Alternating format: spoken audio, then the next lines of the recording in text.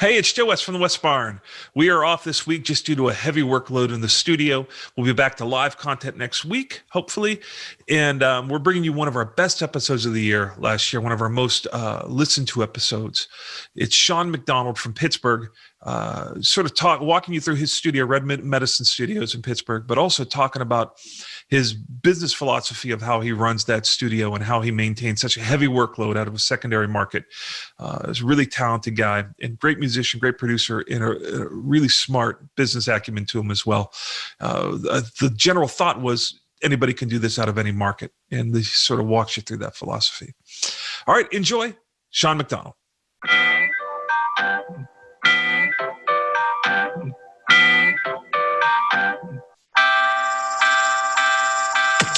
Hey, it's Joe West from the West Barn with Mike Shimshack. Today we have Sean McDonald on the program. Going to be a great day. Before we get started, I want to encourage you to go ahead and subscribe wherever you're listening. Leave a review, leave a comment. All that stuff helps. We're slowly learning how this beast works, but we'd thank you to be a part of that and start sharing the word.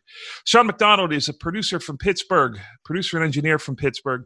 I knew him back in the day, way back in the day. I was an assistant on a record with the band Raquel. He was in. That was maybe the biggest, coolest rock band in town, and a big producer, Toby Wright, came in to make a record, right. And I got to assist on that record. But I've been knowing him for years, but mostly through hearing about him. That's the really cool thing about folks, is you feel like you have a relationship with them, but the reality is you just have been hearing their names so much because everybody's making records with them. And Sean is that guy in Pittsburgh. He's probably, if he isn't the top guy in Pittsburgh, he probably is amongst a couple of names you would mention. If you're going to seriously make a record in Pittsburgh, he's the guy. He's got a beautiful studio there we're going to take a little tour of, and we're going to talk a little bit about his history and what he's been a part of, but also we're going to talk about, we thought it'd be cool, the two of us have built so many studios over the years just to facilitate our own work, of what we would need to build if we needed to just start a new studio. Let's say we were going somewhere and making a record at somebody's house, what we would take, and that would be the perfect little recipe for how to start any studio, the essentials for what every studio needs to be able to make hit-worthy records. Sean is a rock producer. He's done a lot of work with the Clarks and just a ton of, if you're a legendary band from Pittsburgh, you're working with Sean, and Sean has got, Pittsburgh's got a great music scene. He also is a music producer for the PBS series. It started off as the American Soundtrack, but ended up being called My Music Series, which is, PBS is one of their biggest shows, and he does everything on that. He is the Swiss Army knife for that show. So welcome to the show, buddy. Hey, man. Hey, Joe. Hey, Mike. Thanks for having me. I also really enjoy your Facebook posts where it's like, what was it? Like a view from the chair. A view from the chair. I find myself getting sucked into those because you're always going through stuff. It's just you holding your phone, but it's like super compelling, and you're going through. I'm like, oh, how do you get that drum sound? And you just show right there. So thank you, man. Keep that up. It's awesome. Thank you. Pandemic has slowed us down a little bit, but hopefully everybody gets back to normal real soon. What's the name of your studio? It's Red Medicine Recording. Okay. And would you mind, I know you're on a laptop there, it's probably a little hard to poke around, but if you showed us around it, you sort of just told us. Yeah, I'll show you. It's a one big room kind of situation. Do this without pulling down the wall. And this is kind of my control room area. I have a C24 is my control surface. That's a Tascam, right? No, it's the Avid, or was Digi. Oh, right, yeah. Yeah, it's a big glorified mouse. No audio passes through that. There are mic pre's, but don't really use them. Let's see if I can do this. A lot of cool old Neve stuff. We got the 3114s. Can we see? I'm trying to do this upside down. They look great. 3114s, 33114s, the broadcast, Telefunken V72s, Chandler stuff. Can we see that? Yeah, great. There we go. Bunch of old API, some 312s from Wally Hyder desk, 512s, A Designs, kind of Pultec deal, Millennium Media, Summit, more Neve cards and a Mercenary Audio, 4-banger there. Dynamite compressor, Burl A to D, getting back to the rig. API 2500 typically for the drums. The electric EQ that typically comes after that for the drums. Very Mew, a couple Chile 100s, a couple DBX 160Xs, BAE like Mini 1272 guy, Martech. That's a great guy. That MSS 10. It's kind of clean but big, if that makes sense. Purple Audio 1176s. Those are great. Coil audio. That's like an old Western electric, gnarly kind of sounding guy. Obsidian SSL clone. That Alesis AI2 is not really in use. It is a rack panel. It is worth about as much as a rack panel, so that's what that is. Fatso, you guys know what those are about. Distressor, Warm Audio 1176, another distressor. Another Motu MTAV, another rack panel filler there.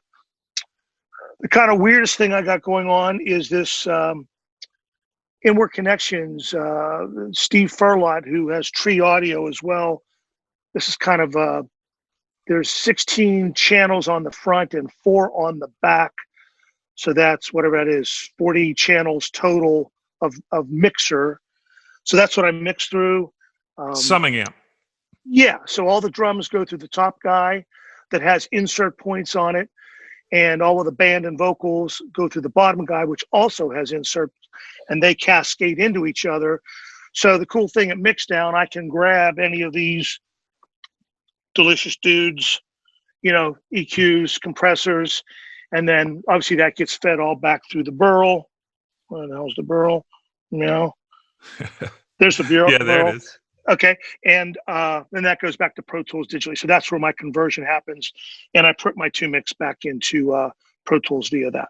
Same sample rate, same session. Same Yeah, rate. I don't do a separate record deck or anything like that. I've been working at 24/48 for the longest while for a lot of reasons. Yeah, and that seems to work. Hey, and I'm of the opinion that there is not a single. I can't think of a single reason to work at 44.1. Can you? That's what all of the big brains are telling me. Since the demise of the CD, there's no real reason to stay entirely in the digital domain for a CD. No, I can't see it. And a lot of my work is the TV stuff, as you mentioned, and that's a 24/48 protocol. All video, all the time will only be 48K for those of you who don't know. Right on. So that's that. I have a quick question here for you. Yeah, man. So that Warm Audio. Yes. Compare it. Those purple audios are spot on perfect. Those are like as close to a clone as I've ever used. Yes. So what the Warm Audio, what's your opinion? Pretty. I had a Rev D original 1176, and before I bought the Warm, I'm like, let me check it out. I mean, because for what the Warm cost and what I end up selling the 1176 for, I could have filled 2 racks of this with the Warm Audio. The Warm Audio was pretty close. I find the purples to be a little brighter, but I kind of like that if you're going for that kind of edgy, up your nose kind of 1176 thing. I kind of like that. The Warm is maybe a little darker, maybe not as dense, but dude, are they $500 or $600 or whatever they are? It's crazy not to have one if you don't have one. And what we'll talk about today is outfitting a studio. And if everybody has a budget, and it's a great fit for the budget. Yeah. Awesome. Go back to your guitars. Okay. Where am I at? Here we go. Wait a minute. I see you're running a Mac Pro back there. Cheese grater. Yeah. Wow, man. I didn't even know you could still keep those compliant with software and Pro Tools. I am Pro Tools 2018.7, and don't say anything because you might make it angry, but it's working right now and everything's good. It's happening. We've got 3 of the HD16 interfaces. Oh, okay. Yeah, so you're using the Avid stuff. And I got 192 dedicated just to Q mixes. So that's so 3 are for music and 16 channels just for headphones. Awesome. Yeah. So guitars. Well, I'm having a hard time doing this upside No, down. you're doing great, actually. That's a mini 12 string, something called a Teo. Our mutual friend Corey Congilio turned me on to that. It's a super cool little guy. High strung acoustic. High strung being all the high strings from like a 12 string, except for the low, except for the high B and E. Yeah. Right. The B and E would be in unison. All the other strings, the low E all the way up through, would be an octave higher. It's an awesome. You got it. Tool. Got this PV power slide that I found at my brother's music store for $100. So you never know when you need a slide guitar. So there's that. Baritone. One thing I would like to get all crazy about is the Evertune Bridge. Are you down with that? Yeah, Bukovac, right, was talking about that. Our mutual friend Jeff Thurston, I turned him on to this years ago, but it's this deal here. There we go. You're doing a great job, actually, with this laptop. I feel like Carol Merrill here. I'd love to see it like the wide shot of you trying to negotiate this 90-degree laptop. Doing yoga here. So it's basically, it keeps each string in constant tension. So if you're a bad guitar player like me and you overfret or you pull down, you can set this thing to compensate and let go of tension. Let's say that the E string is 2 pounds. And if you pull sharp, it's now 2 pounds, 1 ounce of tension. The bridge knows to let go of that 1 ounce. Wow. So it keeps you at E. And for bad guitar players like me and guys stacking like tracks and different scale lengths, it's a lifesaver. So I got involved with those people 10 years ago, and a guy named Cosmos Lyles, who is like one of the smartest dudes ever. What's and it I've called? Got them, Evertune, all one word, Evertune Bridge. Okay. And I've got them on everything, like a baritone like this, God Saver, because it's slack tunings are tough to keep a guitar in tune. It's killer for that.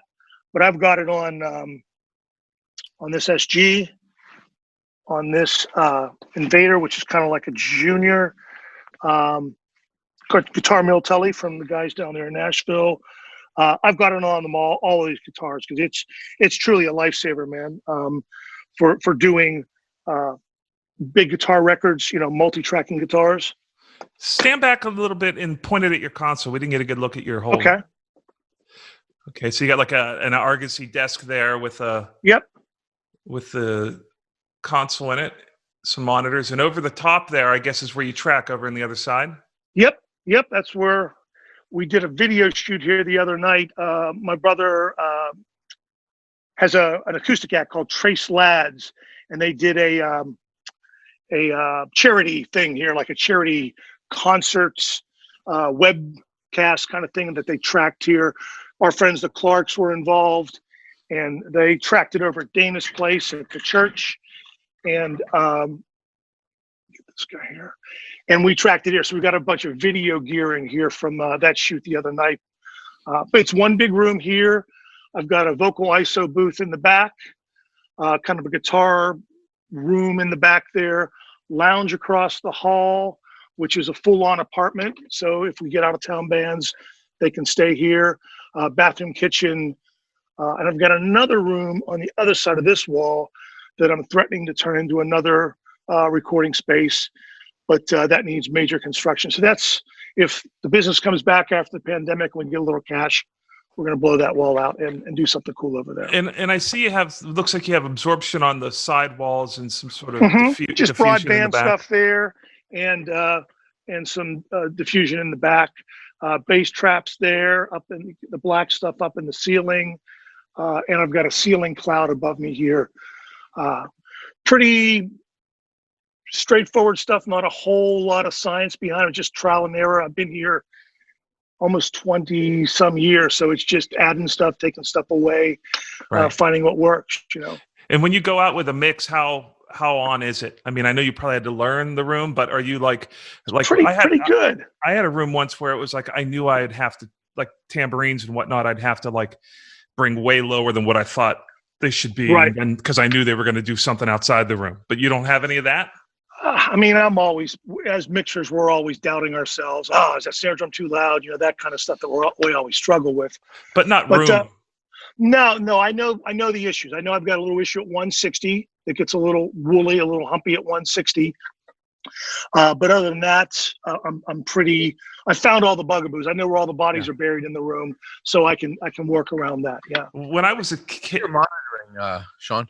I got the Klein and Hummel 3-ways that Neumann owns now. I forget what model they are, and the big JBL old carbon fiber ones, LSR 28Ps that were around back in the 2000s. Everybody had them.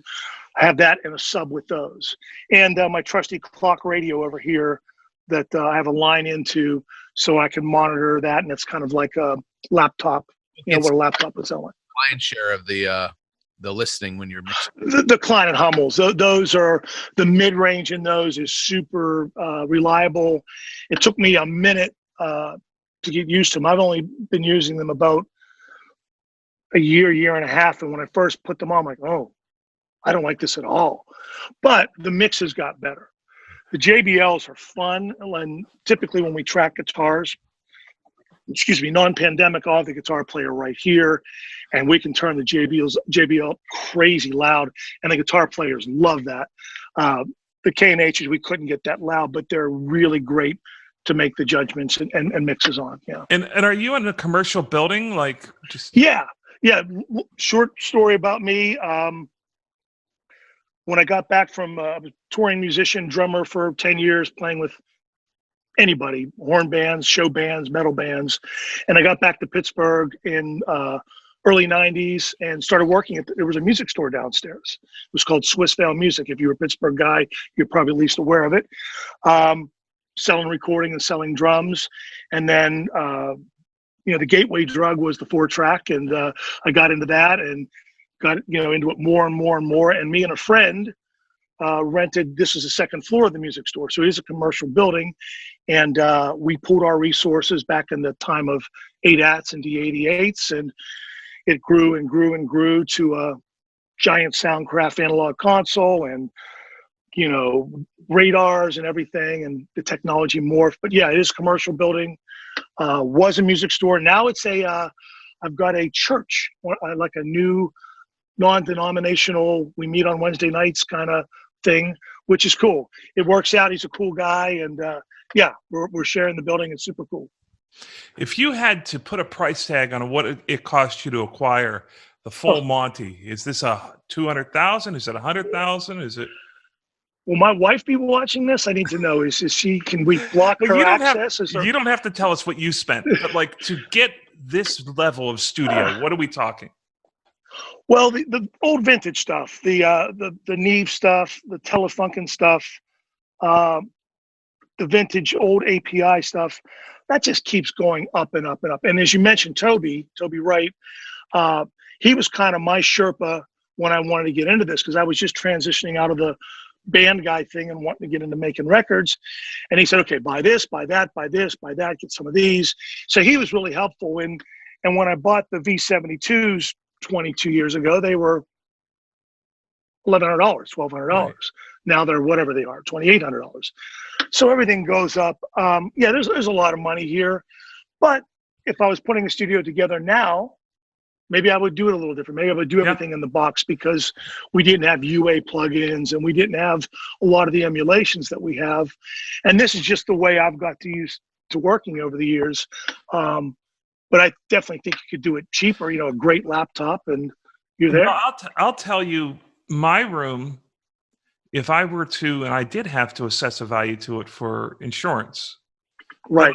I would think my room is essentially an API, an old API console rack mounted, a tape machine, bunch of compressors, a bunch of microphones, all the things you need for tracking. I would say that if I had to go buy that, and I was like going to Guitar Center today or what's a place out of Detroit, Vintage King. Vintage King, yeah.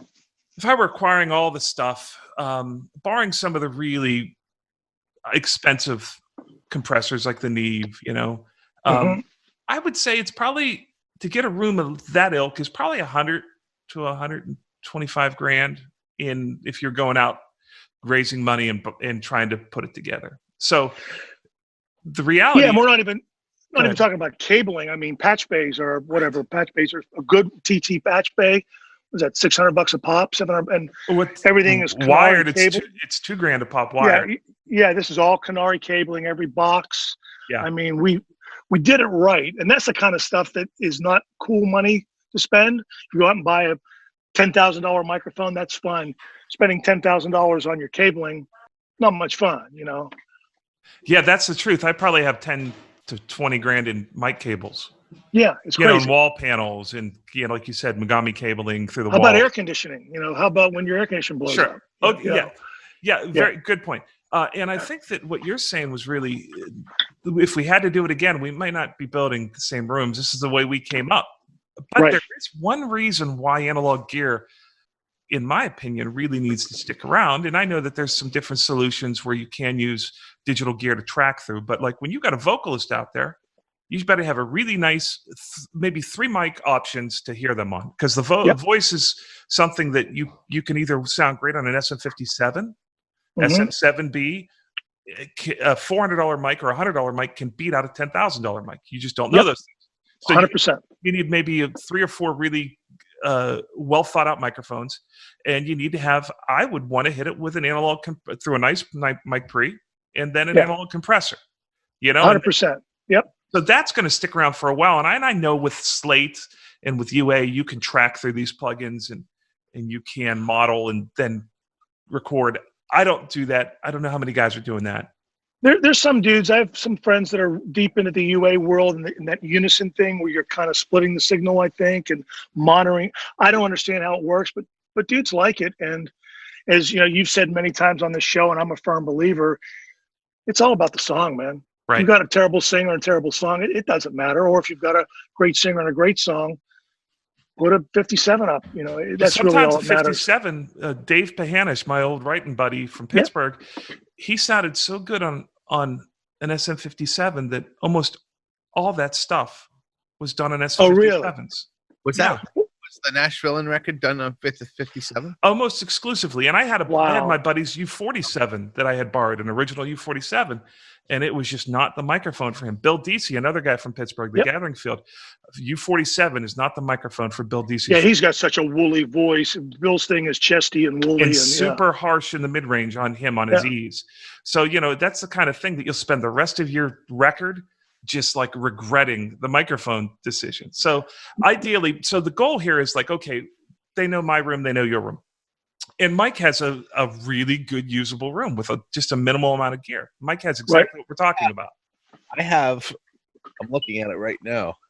I'll show you my rack. I like the penguin on the door. Who's that? I like that guy, whoever he is. That's things my kids have made. I love that. Yoko Ono put that up when she came over to do her. Mike's doing all the Yoko records now. Right, exactly. This is I don't know if you can see it, but that's my entire rig right there.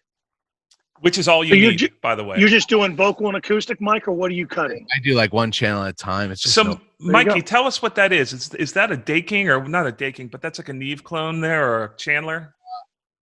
This up here is the Apogee Ensemble, which has amazing. I love the mic pre's in that thing. It sounds amazing. Right on. This down here, I don't know if you can see this, is a Chandler LTD1. Yep. And this is obviously the stressor. Yep. So that's in reality, that's all you need. That's it. That's all I got. Yeah, I think it comes down to what you're tracking. If you're doing vocal and acoustic, or if you're an R&B person and it's vocal and drum machine.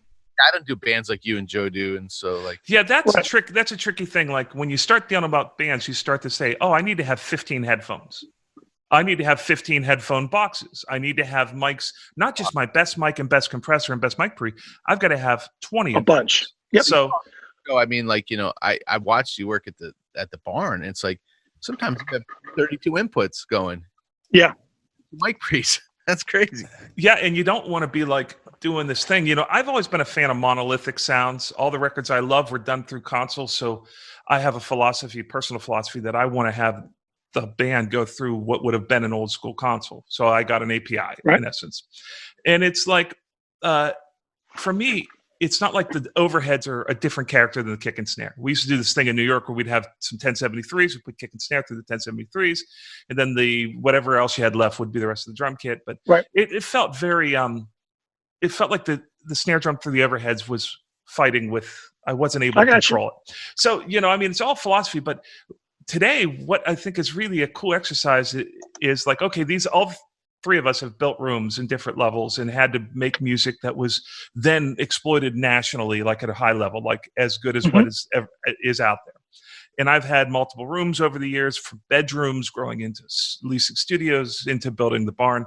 And it's like, wouldn't it be great to know what the 30-year in the industry versions of ourselves, if we had to build a recording solution, if I were going to New Hampshire to record the Clarks with Sean McDonald, we're making this record together, and we had to build out a little studio, what would we get?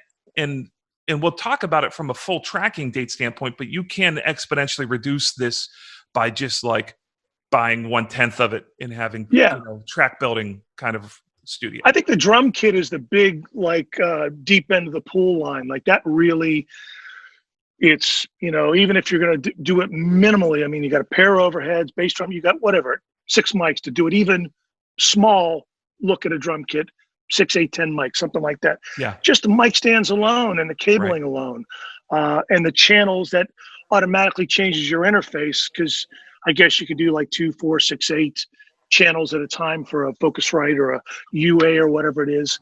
So, when I help people put studios together, I say, okay, how many tracks are we recording at one time? Is it just you and the guitar?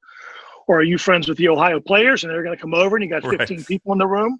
What are you going to do? That's what you have to figure out. Yeah. I spent the most part of my career was spent with one rack of APIs, the 4 312s. The what do they call it? 3124, something like that? Yeah. 312, 4 312s, 3124. And I was able to get everything done. But the second you go into the deep end of the pool, then you do have to have redundancy and a ton of stuff. I will tell you that there's a couple of console manufacturers that are kind of blowing my mind. I have a Midas console. They're 32 input, like it's got the Pro mic pre's in it and the Pro million use faders. It's I forget what it's called. They're big consumer. They're big prosumer one. Like live front of house thing. Exactly. And it's incredible, the functionality and features. But when I did the math on that console, I got 32 of their Pro mic pre's. These are the mic pre's that come out of their $100,000 consoles. I got that console through just scouring around and finding it. It lists for $5,000. I think I got it for 28. Wow. So that's less than $100 a mic pre. Plus you have the faders, the automation, the EQ. Yeah. You got 4 DSP engines in it. It can become a Hue interface to Pro Tools. Right. You start thinking like that, and it's like, well, geez, you could roll one of those, tip one of those up in a room, or PreSonus has some incredible stuff. They've got a new 64 channel one, and the PreSonus mic pre's are really good mic pre's. Yeah, I've got a couple of those in a little mobile rig that I have. I was mentioning setting up that system in the hotel room for those guys. I've got whatever the 8-banger is. Yeah, Digimax or whatever. Yeah, that's a cheap thing, but it doesn't sound bad at all. How much of this is really, when you come down to it, we've all done that thing where we're working on a console and we're on the wrong fader, thinking we're doing something. And I've been, I hate to admit that because I'd like to think that I got good ears and that I know the difference. But I have literally been EQing the channel next on a large format console, EQing the next channel over, thinking I'm EQing the kick drum. Bobbing like crazy, yeah. Or a vocal. And then you go, there you go, it's good now. And then you realize you weren't even doing it. I wonder how many of us, at the end of the day, if we recorded a drum kit through PreSonus mic pre's and through APIs, how many of us would be able to do the A/B test on that? And we're talking about for 10 mic pre's, you're talking about $8,000 to $10,000 worth of mic pre's versus 10 mic pre's on the PreSonus for probably $400 or $500 off the second market. I just bought a rack of them for $100. Yeah, a rack of 8. So it's definitely a game of inches, man. I agree. every time I get a new mic or a new mic amp, I do a kind of a shootout with everything else. I'll try to, as scientifically as I can, run it, the mic through all of the mic pre's, or the pre with all of the microphones, and try to get, and I keep a Pro Tools session with all of those. And it's even the high end stuff, the difference between a V72 and a Neve 3110, two drastically different designs, but in the heat of a rock mix, it's a game of inches, man. It's really. I think a lot of it is mental too. We've been conditioned to be on a continual quest to find the piece of gear that's going to solve our problems, and I don't think it's out there. And if it is out there, I know that there's a reason why. I do love the APIs, but at the end of the day, I wouldn't hesitate to make a record on all PreSonuses. It's about the song, man, and the player. That's the thing. I find myself getting drawn into these forums and these Facebook things, and it's always, hey, what's the best EQ for the meow meow meow, and it's these guys, and I guess maybe I did it too, but it's always about the player, especially drum sounds. Yeah, I get a lot of people. I kind of do some tutoring, some online help with drum things, and it's, as you guys know, it's all about the guy hitting the drum. Yeah. And I guess guitar to a certain extent, the whole Van Halen story or the Eric Clapton story, where I picked up Van Halen's guitar and it didn't sound like Van Halen. It's about the guy hitting it, Absolutely. But let's say we're that guy, and we have to put together a small room that can either be like a project room to produce and make things, and then do single track built overdubs. I mean, that guy could get away with one of these Focusrite, the red ones. Which ones are they? I even have one laying around. I had one. Let me find it here. Let me find it on my. But I've got, you could get one of those, and on the back of those, they have the ADAT optical in. So you could take that unit that has two mic pre's on it. Let's say if you got the one that's the cheapest, smallest one, you can turn that into 10 inputs with a FireWire input from an 8, from one of those PreSonus.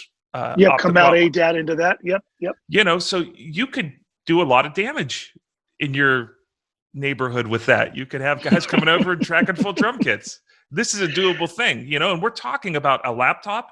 We're talking about probably a $100 to $200 interface that Focusrite one, or there's a myriad of them that are in that class. And then you've got this, go on Facebook Marketplace and get yourself a Digimax or Digi8, whatever they call those PreSonus ones, and plug in the light pipe cable, and you've got 10 inputs. Yeah, you can do a drum kit now. Yeah. And it's like, I was raised in Pittsburgh, so it was like, just let me get my hands on a microphone. Just let me get my hands on a way to have inputs to my computer or a speaker to put it through. And then it's like, you'll find, okay, I'm going to grow it. And in 10 years, you're going to have a much different system. But to get the job done, we're talking about less than $500. Yeah, especially if it's have a laptop. The drum thing is really the line of demarcation. If you're just going to be a onesie twosie, vocal and acoustic, vocal and a virtual instrument, that kind of thing. If you've got an MPC or whatever, you can. I mean, this dude's making real legit records with that. I think the drum kit is the big deal. I would always recommend getting like a good studio boom, a Pro. For me, the overheads are like the most important thing. So get a good studio boom with a stereo bar and maybe a pair of matched condensers, like we talked about the Warm Audio. They make KM84 knockoffs, and I've got 3 of the real ones, and I got one in just to kind of see where it was. I mean, I couldn't use the Warm and the Neumann together as a pair, but if I use them like violin, you couldn't pick them out. So get yourself a pair of the Warm 84 knockoffs, stereo bar. What you said is incredible. That is the heart of what I want to get across, because people don't have access to gear, so it becomes a mythological thing. But when you said like, oh, violin, I couldn't tell the difference. And this is a guy that sits in a chair for 20 years doing his thing, and it's like not going to complain about that. For me, it's like, okay, maybe when I can get a KM84, I'll get that, or 269, or U47, or C12, or C414. List goes on and on of microphones that cost $7 to $10 grand. But at the end of the day, if you really are desperate to make music, don't think that those things are going to solve your problems. I used to think an SSL console would solve my problems until I got on one, and I was like, oh crap. It's still That's me. not it. It's still not me, it. for better or It's for here. worse. It's here. Yeah. So, these folks can grab a set of, and PreSonus like has a bunch of solutions. And there's a lot of these cool little boxes that look like stage boxes, but they have the mic pre's in them. Everybody's making them. Behringer's making them. Midas is making them. You set it out in your live room. All the mic pre's live there, and you essentially have a digital remote. Then comes in, and it's a Cat5 cable comes, and then you control it via computer or a laptop and or an iPad even. So you could get 32 mic pre's at one point, Right. and an engine to run it, and then it's just a matter of like starting to grow your philosophy. So it used to be, when people would come into Audiomation in Pittsburgh when I was working there, they'd come in with a black-faced ADAT, and we'd look at it. All the engineers would get around it like, guys from NASA, and we'd look at it and we'd wonder if this thing was going to be a problem for us, because at that point, if people wanted to make a record, have something that felt like a record, they had to come to a big recording studio like Audiomation. Right. Or Aircraft or Power Station, you name it. Yeah. You can do those level recordings if you've got the ingenuity and if you've got the ability creatively. You can make these records anywhere, and gear's not going to save your ass. It's not going to pull you out of the toilet. It's not going to be magically better through your Purple Audios or your original 1176 or the Warm. No, and don't be paralyzed by that. I mean, I think as artists, we're all a little insecure. I think that's the nature of the beast.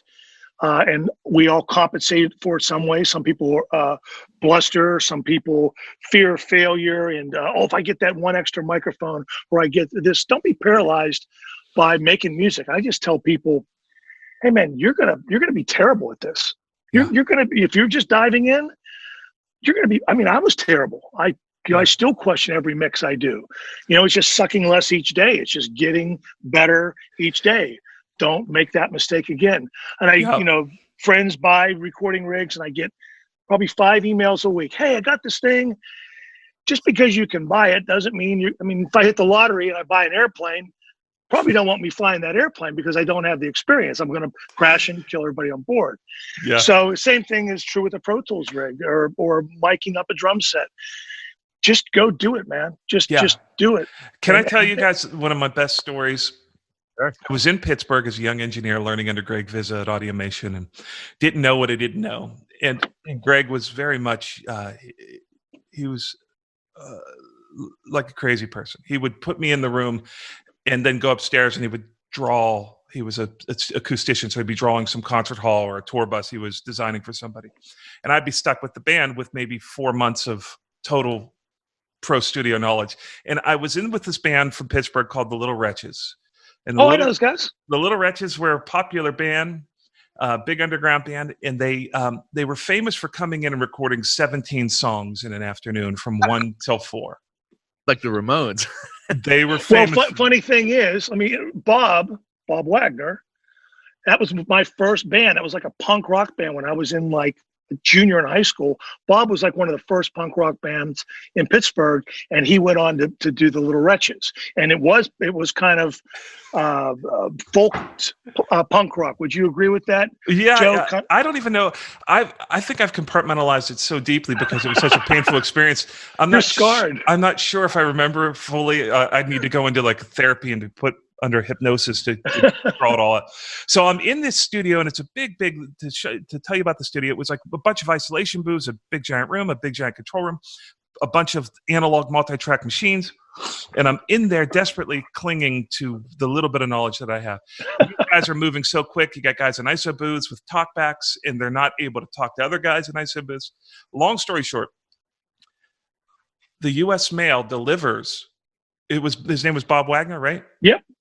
The U.S. Postal Service delivers a letter to the studio from Bob Wagner requesting that for any subsequent sessions that the Little Wretches have, that I'm not even on the property.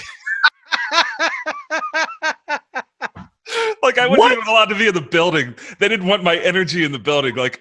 And I did not know that story. I was just this kid, and can you imagine the fear, the utter terror that I was experiencing, being in that moment.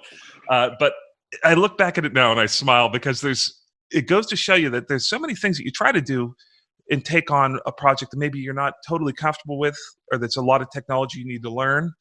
And that's one of the few times that I failed miserably. But out of the thousands, it was really one of the only ones I could point to. As painful as it was, it's become one of my funnest and favorite. But you probably learned something from that, right? I mean, we all try to pull things from the failures, right? Yeah. I think I learned to be focused. And, whenever someone said, hey, can you record the Pittsburgh Symphony? And I hadn't done it before, well, then you'd woodshed a lot longer before so you could be successful. Yep. They're all good. So if we look at your room there, behind you on there, we could essentially have a laptop in front of you, a rack of two racks of PreSonus or some sort of stage box that we're talking about $1,000, $1,200 new purchase, even cheaper offline, some software, and some microphones, and we would be in the music business. You could make a record on that system. I'm asking, you could make a record on that system that the outcome people wouldn't maybe notice. I think it depends on the genre. I'll put an asterisk next to that. I think if I was doing a pop record, a lot of sample-based things, yeah. But I still think you're a guy that cuts drums live. I think if you're going for that aesthetic, the live real drums, not Superior Drummer or whatever that is that a lot of people are using, I think you need the physical space. I think you need that, and I get that question a lot from people. Man, I got the drums, and the guys are great drummers, but it's physics. You need certain amount of room to get a bass wave format, and that's why my room. We looked at putting a wall up here 15 years ago, but that would have cut my room volume down by a third, and I'd never get the low end that I have. When we floated this floor and did some basic construction here years ago, I learned the math for about an hour and a half that I needed to learn to find out where my big fundamentals were, 120 cycles fundamental for the bass drum and those kind of things. And we built the room volume to meet that. Now that might be the reason why I've got the weird 160 hump that I told you about. Maybe that's why, but I've learned that 160 hump. But when I'm tracking drums in this room, they really sound good. So I think that might be the gotcha. So maybe, and I do this a lot. People come here and they track drums, right? And I send them home. They don't need the 15 microphones and the 15 mic pre's and the $1,000 worth of mic cables. I send them home with a Pro Tools session with super cool drums in a super cool room, and then they can do their onesie twosies, guitar, bass, vocal. And come back to mix or not. Yeah. I do a lot of that. Now, in your room, let's say that setup in your room, do you think you could do a record in your physical space with that cheapo setup and be able to turn out a record that people wouldn't notice? Like, oh my goodness, that new Sean McDonald record sounds so different. They would probably still be able to get it. Right? I think it's the room and the player first. It's always the player. Of course. And for drums specifically, the guy hitting them is 78% of it. The room is a big part of it. Signal path is fun and familiar for me. But to answer your question, yeah, we could do it all in the box. If I had a great drummer in a great room, this is just icing on the cake. And yeah. And the other thing it is investment. Where we talked about now the PreSonus, if you buy it new out of the store, what is $500? You sell it tomorrow, it's $100 maybe. Great point. You're not going to make your money back this off is kind of my stuff. IRA here, where the V72s and the original Neve channels and stuff, and that stuff, and the old microphones, that stuff all holds its value. Hopefully, So, and for people who are recording in houses, a great option is usually to put the drum kit in the living room, because living rooms are usually 18 feet. If you get a normal house, unless it's a 40s like Cape Cod, but you could really get incredible drum sounds if you go to the bedrooms and put microphones in the bedrooms or in the hallway. Yeah. So you can, down, even if you're trying to totally do this thing on a guerrilla approach, you can get some really interesting room sounds.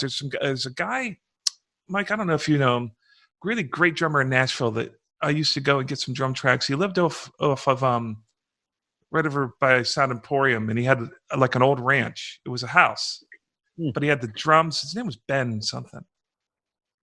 I think he moved the studio eventually. Ben Phillips? Yeah, Ben Phillips. And he got these great drum sounds. He had the drums over by the fireplace and all just wood floors. So he had a couple of things in there. But then he put the mics, these Omni mics, in bedrooms. And when you brought those things up, you were like, whoa, it was you. So there's a ton of creative stuff to think of. Ben would engineer his own sessions too. Yeah. So he would do full Nashville demo sessions. He would have I went to his space over by the fairgrounds over there. Yeah, I've been in there too. That's the new space, or the newer one that I knew. The little house. Yeah. That's the living room, right? That they're set up in the live room. So, and then I think the control room is a bedroom or something. I don't know.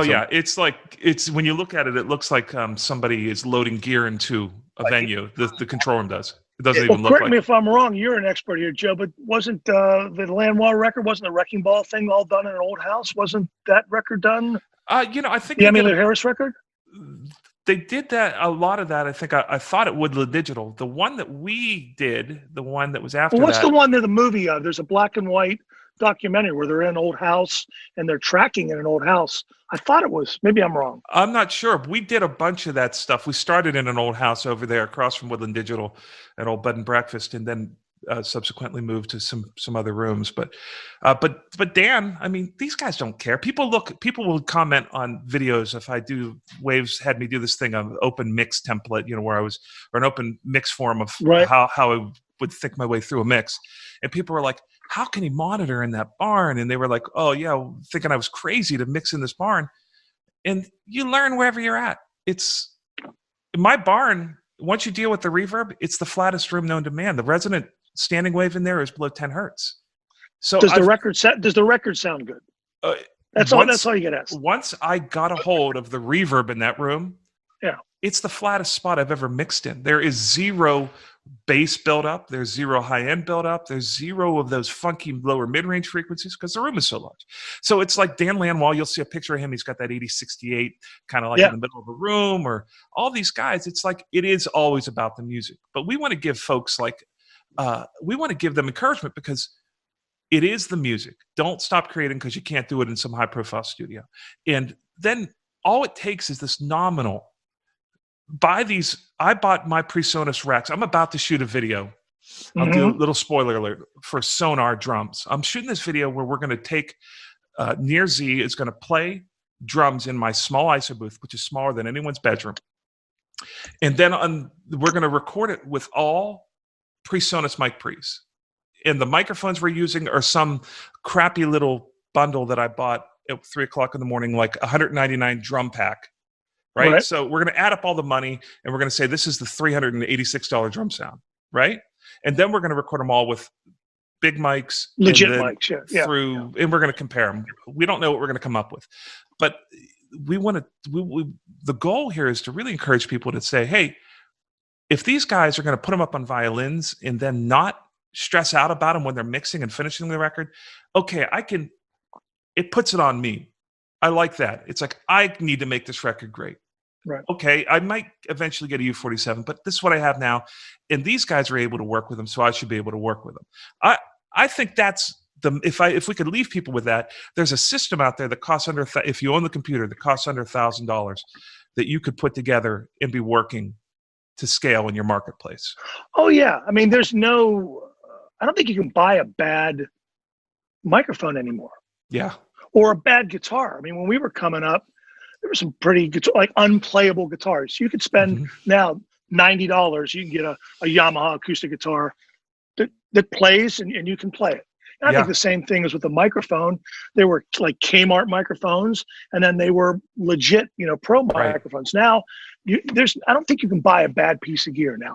So don't let that be a hindrance. A question for both you guys then.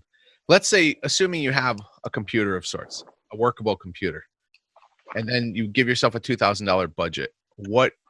And that might even be high for some people. I'm not sure. But what would you buy in that $2,000 to, let's say, a home recording setup? And maybe it's not drums. Maybe they go to a place like yours or Joe's and they cut drums, they bring it back. What does the overdub studio look like for you? What monitors are you buying? What microphones are you buying? What interface are you for this budget? The monitors, I think I always use the analogy, it's like eyeglasses. I mean, it's what do you see through? Right. What's his name? Andrew Sheps. I've been watching him. He's mixing on headphones now. Here's guys making the biggest records around, and he's mixing records on. Is it Audio Technique? I forget what he's using, but he's mixing on headphones, which was always taught as a no-no. But he's doing it, so it's working. Yeah. Joe, what do you think? All right, so I'm going to say home project studio. I'm going to say $1,000, and I'm going to include. I would buy a Mac Mini. This will include the computer, and I think those somewhere $500 range, right? I can't remember what I paid for mine. But that's assuming you got a monitor, an LCD monitor. Yeah, I mean, you can get a monitor for $89. Yeah. Yeah, I mean, these are all Amazon purchases. I'd get myself a Mac Mini with as much RAM as I could get in it if it's an older one, or buy RAM and put it in it. I would get myself 2 racks of PreSonus would give me 16 inputs. I'd find some cheap mic pre solution. The PreSonus stuff I just think is fantastic. So I would get 16 inputs of those and get them in via light pipe to this computer. And then I would build some software and Pro Tools. You've got to get that stuff. I would say you could get that done along with a couple of microphones, like one large diaphragm microphone, one small diaphragm microphone. Ideally, if you could, I'd get 2 of each so you could do stereo recordings on acoustics. So 4 microphones, some those mic pre's, and then you'd have to get them into the computer via either some sort of mechanism. So there would have to be some other control box involved, like that Focusrite we were talking about. That right there is something you could put in the back seat of your car too and go anywhere and make records. Right. And you have 16 inputs, 16 mic pre's, which you could essentially track a full drum kit, a bass player, a keyboard player, a guitar player, and a vocalist all at the same time. And if you were just doing a small little thing, I would get myself 1 rack of those. I bought the thing I'm using for this Sonar video. I bought off of Facebook Marketplace, the Digimax, I think it's called, 8 mic pre's, $100. Mm-hmm. Yeah. $100. Yep. Why buy that stuff new? You can, it's fine. Right.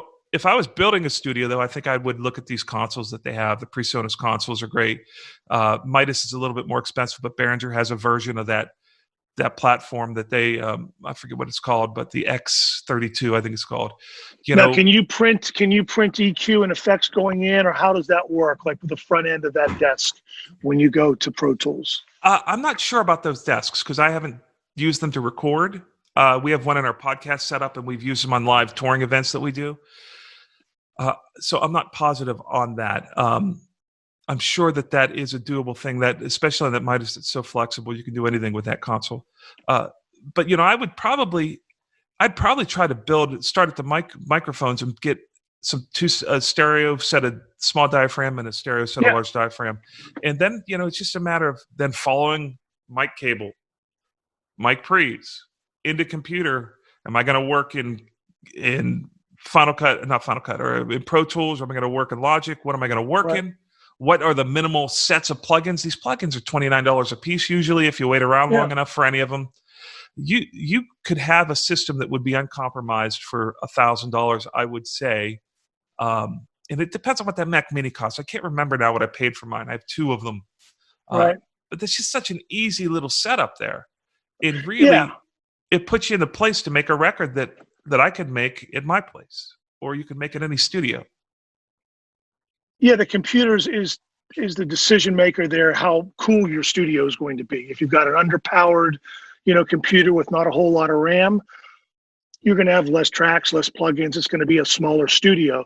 But like you said, if you get something with some muscle, max out the RAM, then you can have a pretty cool virtual studio and use all the cool plugins. I don't know. What do those Universal Audio ones cost that have the DSP built into the box? I don't know. I should know. Mike? About $800.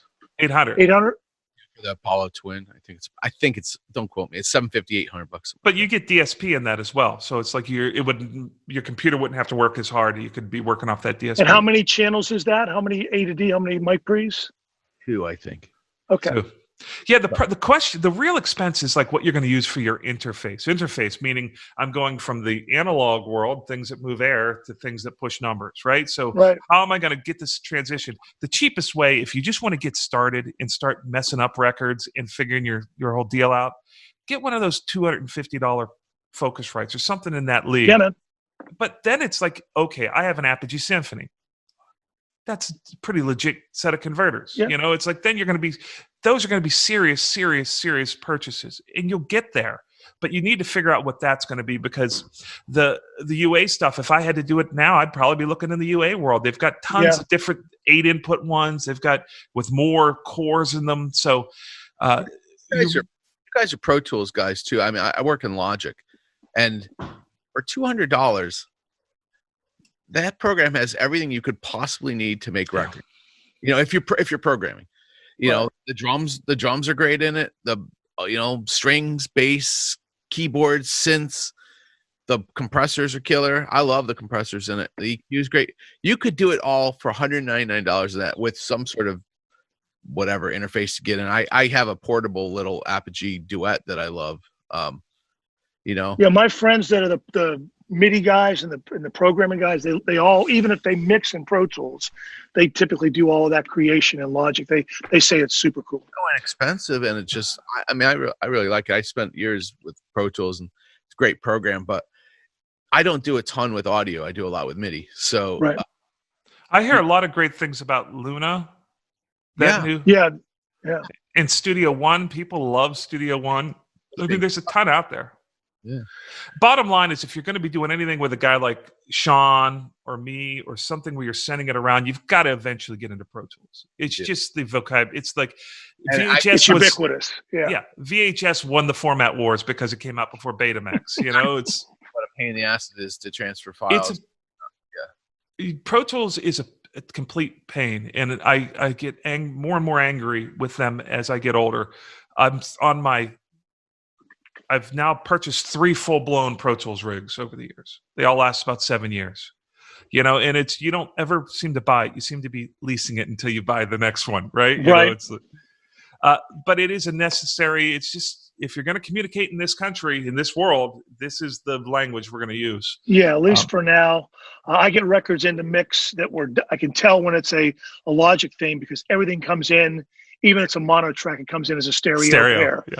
So I'm weeding things out. I don't need that, throw that away. Yeah. Cursing at the computer for an hour, pruning the Pro Tools session, and then you can start mixing. You know what else these Logic guys do almost to a flaw is there's some setting, and Mike has helped me with this.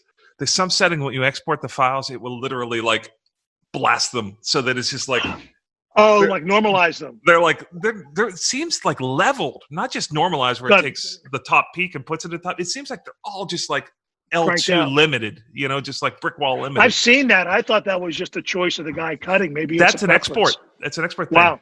Yeah, it's frustrating. And it sounds horrible. It sounds like if it ever did sound good, it won't sound good again after you do that. Right.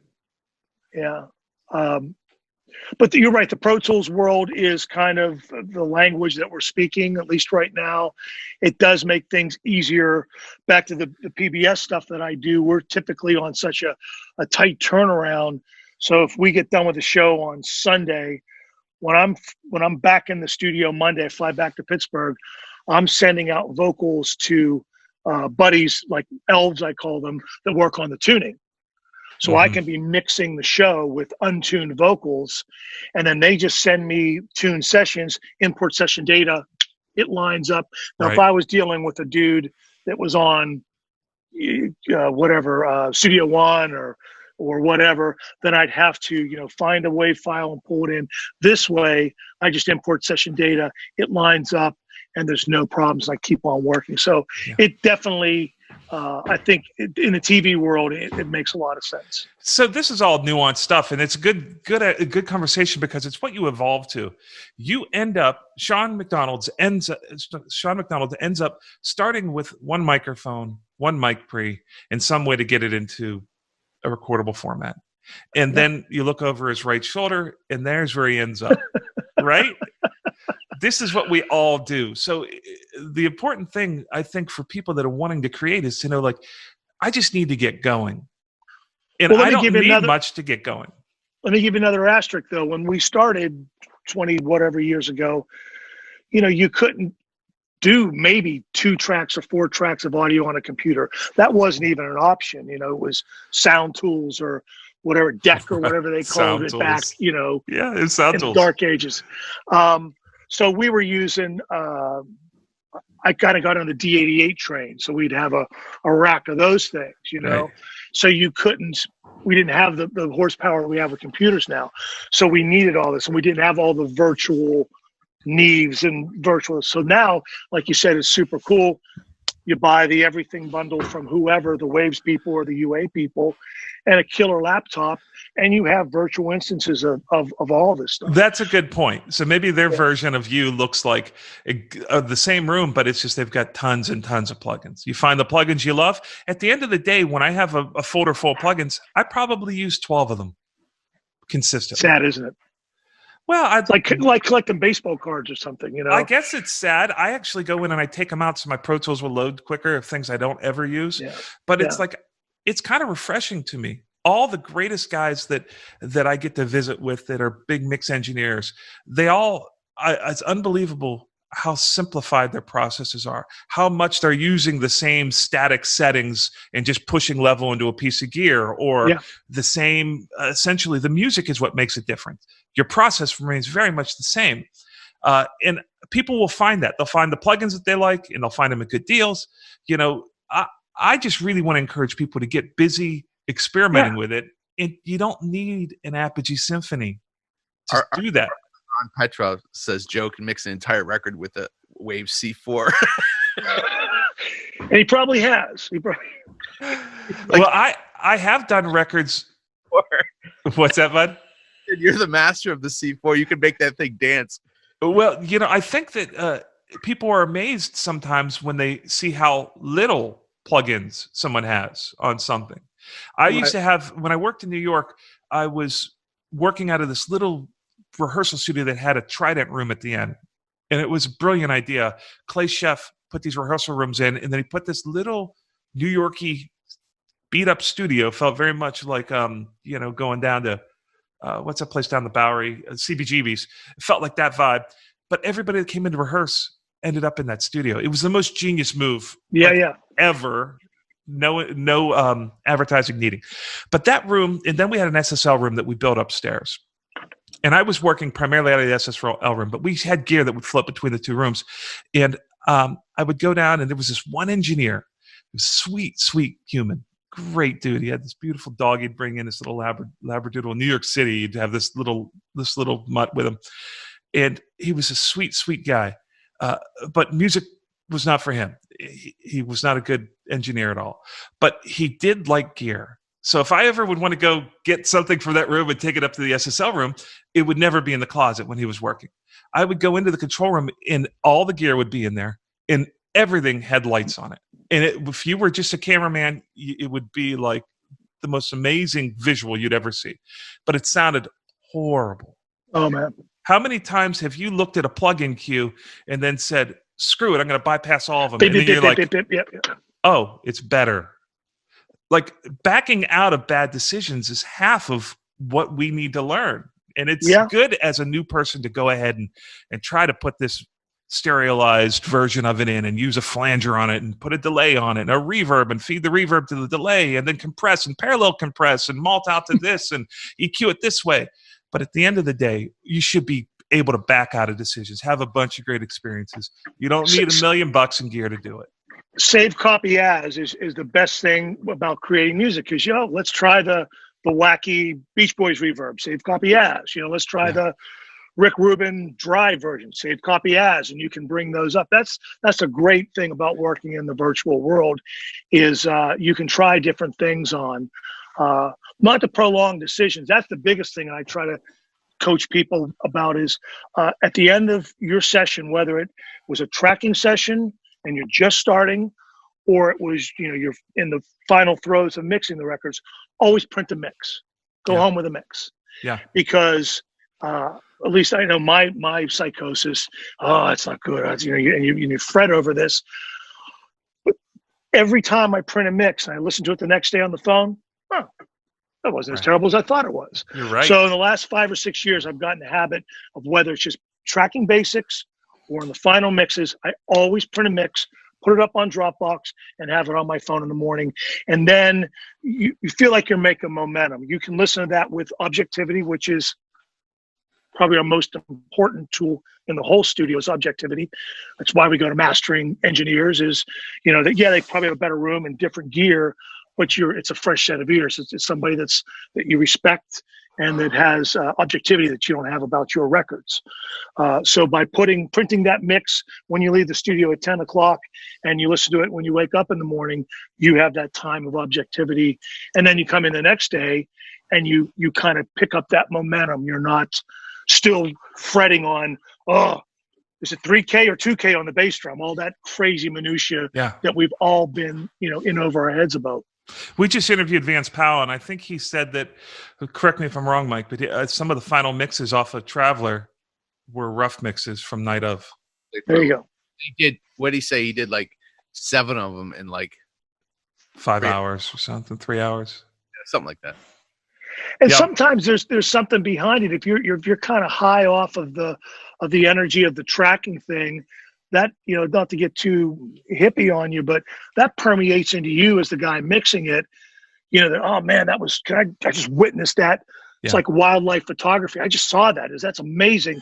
Let me get in here and do this. So I believe that if he was able to witness something that cool, then he was able to mix it and was inspired by that. That makes sense. Yeah. Well, not to mention, great conversation, by the way, not to mention that you've been able to take a market that's not known for music and turn it into a profitable business. So you're an example of what everyone with a little hard work can be if they pursue it wherever. They don't have to move to LA. They don't have to move to Nashville or New York. Yeah, it's finding your niche, and we're in a service industry. Our job is to get the ideas in a musician's head to come out of the speakers. That's my job. Yeah. If it's sad, let's make it really sad. If it's angry, let's make it really angry. If it's happy, let's make it. My job is to take their story and turn it into a movie. If you want to use the film, that's great. Analogy. That's what I'm here to do, and I've tried to do that, and hopefully we've had some, made some people happy by doing that. Well, I've heard a lot of your records. They're fantastic. Well, thank you, brother. I appreciate that. And anybody, I don't know what you're doing, how open you are to it, but anybody who would need mentoring, I think that finding a mentorship in audio made the difference for me. I try to be that to other people. You seem like you would do that. I mean, we'll put up your contact information, and people want to make records with you, or if they want to start records with you, take it back to their crib. You'd be the kind of guy that if they rung the phone at 9 o'clock at night and they had a question about how to track a vocal on the record you had done, you'd help them out. So 100%. Yeah, I've got probably a core 10 or 12 clients I've had now for about 10 years, and most of them are hobbyists. Like this guy's a plumber and he plays guitar at night. This guy's a lawyer, those kind of cats. And I do a lot of Pro Tools, pit crew kind of help. Like, I got 9073 error. What is that? And we do like one of these Zoom deals or a screen share, and we help them. But there's also musical things, like how do we get this vocal to set? And sometimes they're local people and sometimes they're not. But yeah, I'd be happy to get involved with people like that. How can people find you? Facebook, Sean McDonald, Red Medicine Recording on Facebook. Instagram, I'm Sean McDonald, all one word. Twitter, it's I'm Sean McDonald, all one word. Do you have like a dedicated website for you? Yeah, SeanMcDonald.com. It's a horrible old rinky-dink website that needs to be redone. So if anybody out there is web people, I'd love to talk to you. But there's credits and some audio there and a contact link at SeanMcDonald.com. We'll organize all that and put it down in the description. Right on. I want to thank you, dude, for coming on. Oh, man, so generous. It means with the world to information. me that you have me on. And Mike, I really appreciate it. It's a killer podcast. You guys are putting a good thing out there. I'm really proud to be part of it. Thanks so much, man. Well, thank you. That's it. We'll see you next time. Signing off from the West Barn.